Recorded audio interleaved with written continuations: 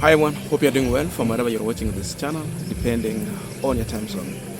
Now, most of you have been wondering where is Sture. I've been away from the studio from Monday. We are in Bungoma and we are here for 1 week. So we'll be closing this session on Friday. That's when I'll get back home, back to the studio, and we will continue with the good job. But I want to use the opportunity to apologize to each and every one of you for not doing the job we normally do every time, to update you timely. I apologize for that, but I think I'll look for another way we can do this even when I'm out of the studio. So I'm in Bungoma County. We are in a church function. This is Bungoma Baptist Girls High School. We are there. There's a function going on.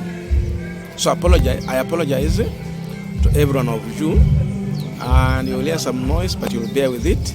But I'm sure you'll get what I'm going to say on this punchline. So sorry for that, but we are here.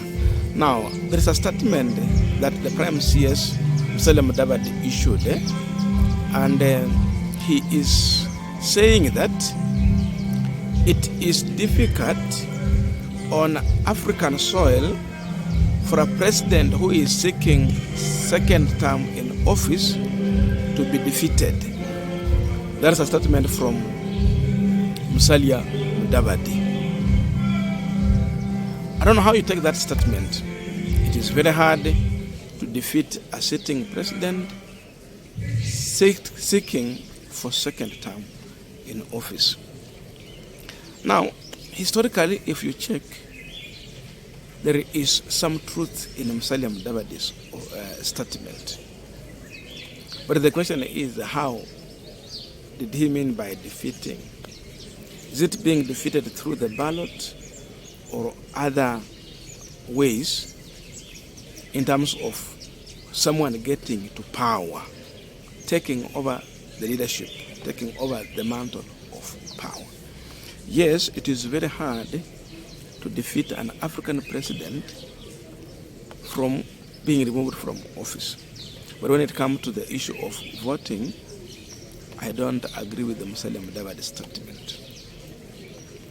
The truth is that people will go and vote, and as they cast their ballot, the will of the people is the one that normally gets tempered with by those who are in power. That means someone will serve in office for second term through rigging an election, through mismanagement of elections. That's how these people will get to power. That's how they will defend or continue to serve for second term.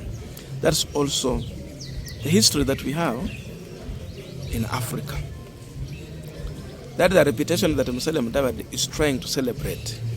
I don't know how it becomes something to celebrate when someone uses power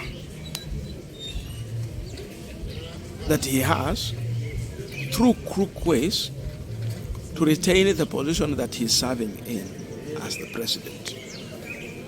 Anyway, Musalia Mudavadi's statement is not in vain. It is intentional. There is a reason why he issued that statement. There's a reason, and we want to look into that and the current political situation in this country. But before we go deep into that, I have a quick and humble request. For those who are watching this channel and you have not subscribed, please consider subscribing.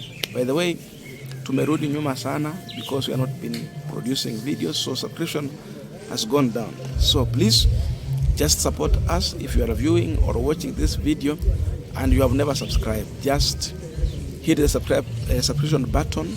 Then again, make sure you turn on the notification bell so that any other time once we release a video like this one, definitely you will get notified every time. There are those who are saying that, oh, nowadays I don't get your notification. Just go and check back on your notification bell. In case you have not turned it on, Just turn it on. You will get notified anytime we release a video like this one. Thank you so much, and back to our discussion. Now, Musalia Mudavadi is preparing our mind. He might be speaking on behalf of someone. There is something this government is about to do ahead of the next general election. So what I'm seeing here is an attempt by the regime to prepare our mind for what is going to happen.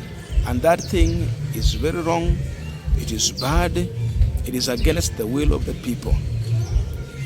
There's a possibility they have sensed, because they have intelligence, they have everything at their disposal. They get notified every time. They get briefed on what is going on in this country and even outside the country. So with that information, these people are trying to figure out on how they will go about it. The collected data can be that William Ruto might not be re-elected through the ballot to serve for second term. With that information, then these guys are looking on how to work on the very same information in an attempt to force William Ruto to serve for second term. So in my own interpretation from Musalia Mudavadi's statement, I can say that Mudavadi is telling us that it will not be easy for William Ruto to be re-elected through the ballot. And therefore, for that reason, they are now going to look for another means to force William Ruto on power through a crook way. So the message here is that this regime is trying to prepare us psychologically for what they are going to do against the will of the people. For those who have done their research, for those who have been doing, you can even do it online. You can just try to do a scientific research, and you find out that William Ruto, it will not be easy for him to be re-elected. Mostly, many people might end up protesting on the ballot. So this election in 2027 will be about a protest.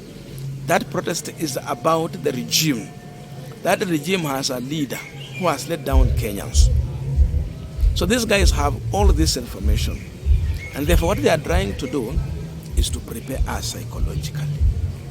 There will be a rigging of election. Because when you tell us that in African soil, it is very hard to defeat a president who is seeking for second term. How? What Mudavadi is saying, in my interpretation, is that it is very difficult in African soil for a sitting president to hand over power. So Ruto, according to Musalia Mudavadi's statement, will not easily hand over power in case he gets defeated through the ballot. They are preparing us for rigging of election. They are preparing us that it get deeper in our mind. They will not leave power. That is my understanding from this statement. Otherwise, how do you say that it's very hard? In fact, in my view, it is very easy to elect someone to power who has never been tested. Because you come in, you just give promises and challenge the current regime on how you will serve better from how, from how they have been serving. Yeah, what I will serve better. You give promises like how Ruto used to do. You give a lot of promises to people. It is very easy for you to be elected because you have not been tested. But now once you have been tested, hata kwa wale ambao ni wabunge na viti zingine zozote to governor, you find out that you can, even if you get re-elected, you cannot win by the higher number of votes that maybe you got in the first time when you are seeking for election. No, huwa namba huwa zinarudi chini. Enda uangalie mambo ya Moi, mpaka inabidi natumia njia zingine kama divide and rule, that you have very many presidential candidates on the ballot who are challenging you, then you have a through pass. Go and check how many votes did Uhuru Kenyatta got first term when he was seeking for election. Then what about second term, where we know handshake had to come in. Go and check how Kibaki won the election first term and when he was seeking second term. Remember the 2007 post-election violence. He did not win. We had to have a coalition government. So when you are seeking for re-election, the numbers normally go down and probably you normally lose. Then the formula is rigging. This regime is telling us that we should prepare for rigging. But it is high time for Kenyans also to take up their position and try, to defend their will through the ballot and by any other means. I don't know your views, but please let us meet in the comment section to continue with our discussion. Thank you so much, and see you in our next video.